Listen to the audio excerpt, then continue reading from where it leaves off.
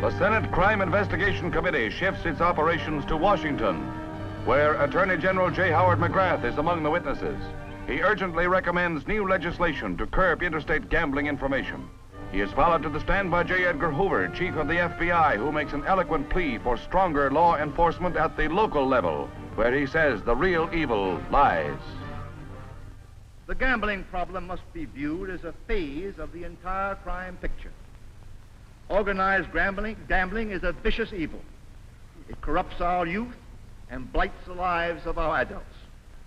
It becomes a springboard for other crimes, embezzlement, robbery, and even murder. But like any other type of crime, it can be controlled. If the laws against gambling presently on the state and local statute books were earnestly and vigorously enforced, organized gambling could be eliminated within 48 hours in any community in this land. No criminal, the gambler and his allies included, can long stand up before a determined, intelligent, and informed public opinion. That, in my opinion, is the basic answer to the gambling problem, an aroused public opinion which will act on a local level through local law enforcement authorities to wipe out the menace.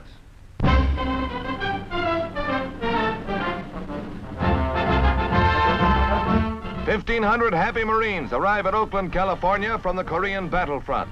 Back from the bloody, bitter struggle where they performed so heroically, these fighting leathernecks of the famous 1st Division get a royal welcome from relatives, sweethearts, and friends.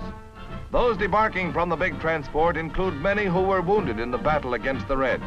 But now the pain and the strife are temporarily forgotten as they are reunited with their loved ones. But there is a different side to the picture. At San Francisco, the ship delivers the first war dead disinterred from Korean graves, the first in history ever to be returned to the United States while war still raged in the areas where they were buried.